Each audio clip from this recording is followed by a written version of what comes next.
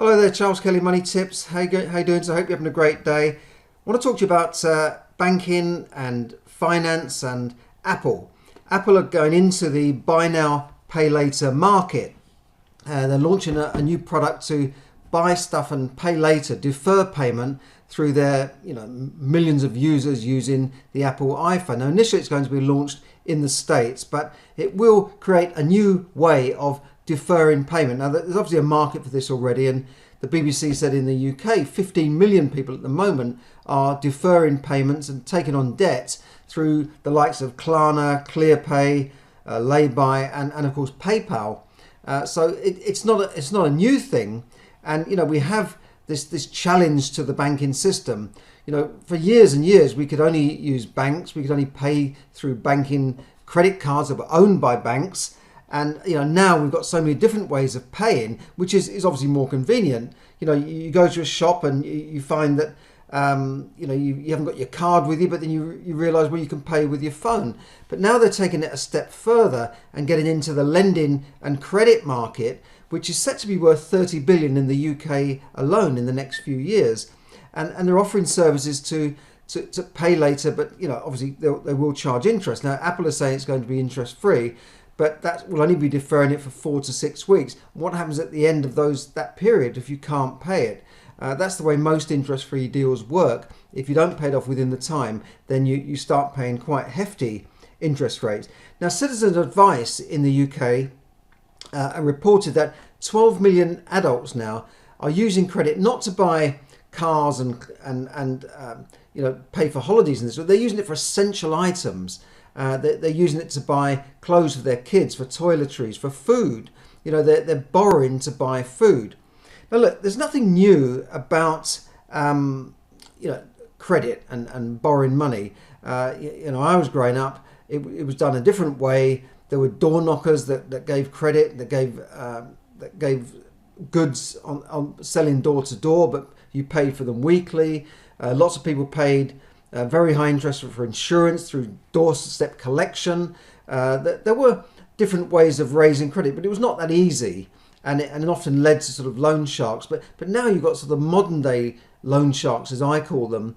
These are the payday lenders, the wongas who charge very high interest rates, 40-50% to borrow money. But you see, now the difference is now it's going to be so much easier to borrow and get into debt, because now you can just, with a click, you just defer it. Just by pressing a button, you say, right, I'll defer that payment. Then you're in debt. You're buying something now that you don't want to pay for now. You maybe can't pay for now, and you're going to pay for it later. Buy now, pay later, obviously.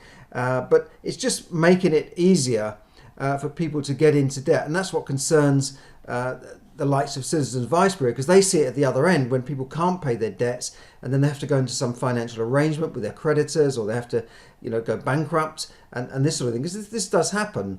And it is, this comes at a time when the cost of living is soaring. We've seen petrol now reach £2 per litre in some stations in the UK. It's just going up by the week almost. It's crazy. It's costing now £100 to fill the tank of an ordinary family car. One haulage firm said that the cost of fuel in a truck for their haulage business has gone up by £20,000 a year. Now that cost has got to be passed on to the customer and the consumer. Everything gets moved around by lorries nowadays in the UK, vans and lorries, and that cost is going to go up. And it's definitely, we're not out of this inflation trap yet. Inflation is nearing double digits already, but we're not out of it yet. And I think that there's a lot more pain to come. And we've seen Boris Johnson. You may have seen this week that Boris Johnson had a vote of no confidence. This is a vote by his own party, and it's called a no confidence vote. This is a vote to effectively remove him as leader. Now, even though he's the elected prime minister, his party was elected and he became prime minister.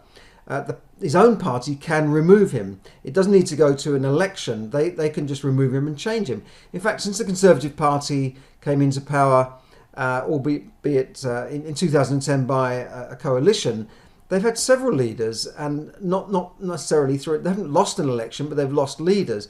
Cameron resigned. Theresa May came through, then she had a challenge, then she had to step down in the end. And then Boris stepped in. Then Boris went for an election. Theresa May had an election. She lost of course, Margaret Thatcher was famously removed by their own party. But the markets don't like that. The markets don't like uncertainty, and the pound fell against other currencies, even though Boris survived and won the vote of no confidence. Now, last weekend, in case you haven't noticed, we had the Queen's Jubilee, and that has boosted spending in the hospitality, restaurants and food and pubs and that sort of thing. That's great. That's boosted the economy. But the overall economy and the cost of living is affecting the economy, the retail economy. According to the British Retail Consortium, retail spending has fallen. And this is at a time as food prices are just soaring. India has banned wheat exports because they're preserving their own food. And I think in many countries we are going to see, and we are seeing, food shortages. Sri Lanka is one country that comes up.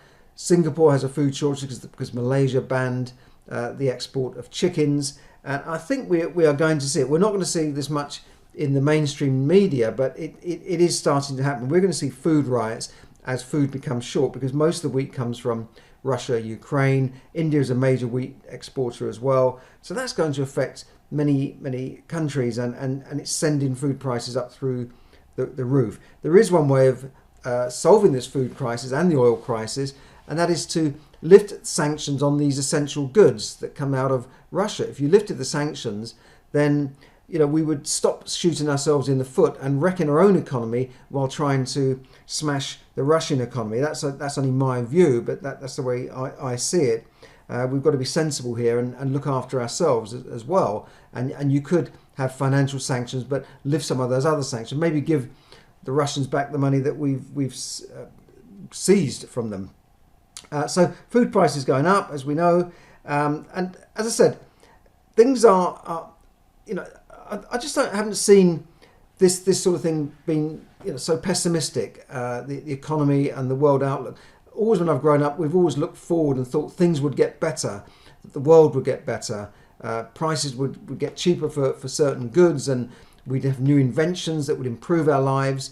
And yeah, there is a certain amount of that still there, but the view is much darker now. And they said that young kids now have as much anxiety as mental patients in former years had in psychiatric hospitals. They have quite a lot of anxiety about the future. Obviously, climate is rammed down their throat. They think the world's going to end and we're going to all die in floods.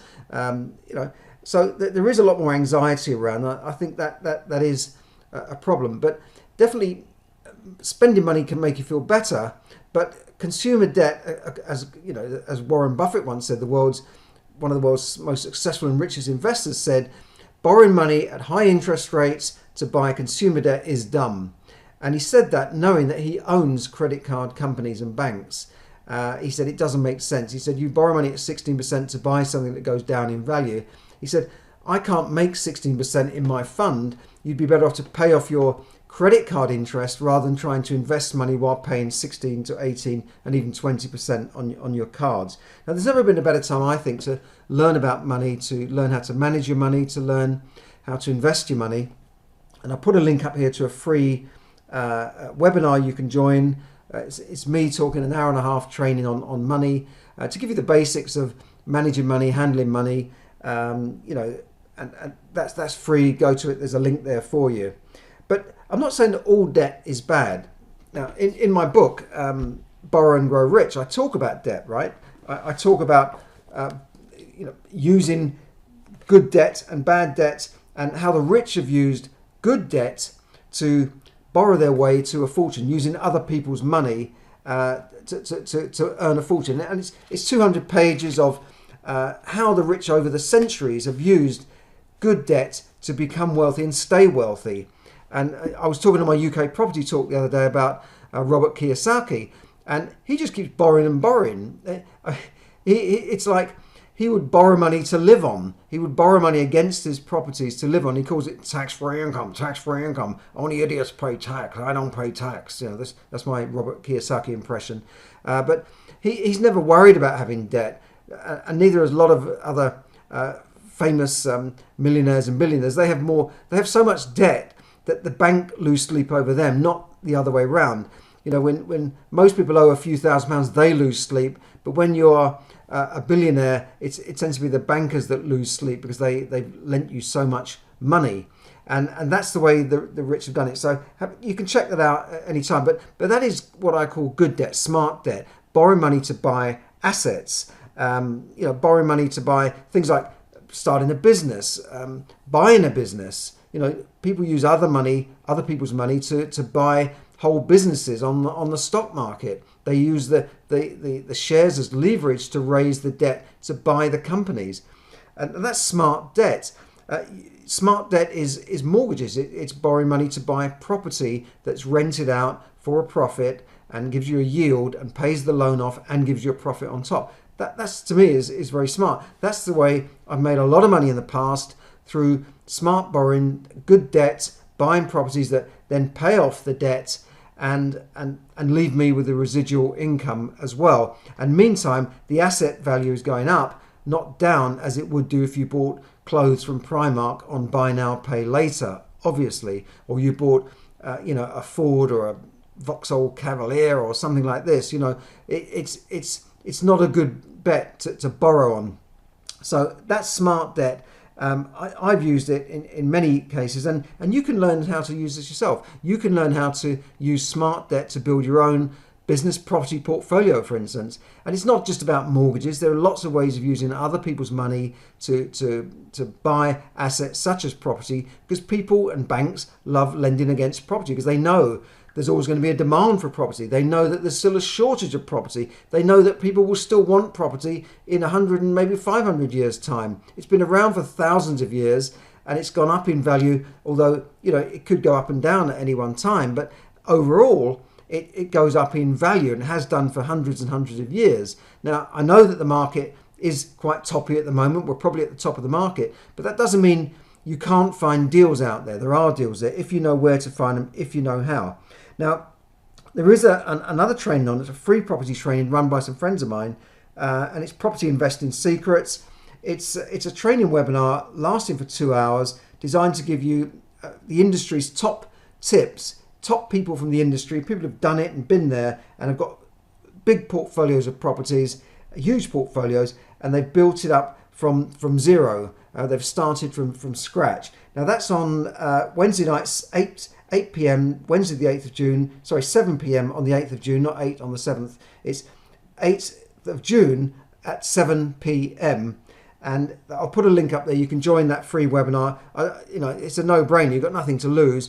Go for it. Find out how you could build your own property portfolio using other people's money. And don't think to yourself, don't limit your mind by saying, well, I've got no money, how can I do it? You know, there's other people's money out there. That's the way the rich and the wealthy did it. And that's what I talk about in my book. So do join that training Wednesday night, 8th of June at 7 p.m. So thanks for listening. This is Charles Kelly bringing you money tips to help you save, earn, invest, accumulate and enjoy more money. Now, if you're listening to this after the 8th of June, then still click on the link because there'll be future ones coming up. So even if you missed that training, do still click and register for the next one that's coming up. Okay, thanks a lot and see you soon. Have a great day, have a great evening wherever you are, and stay safe out there. Thank you.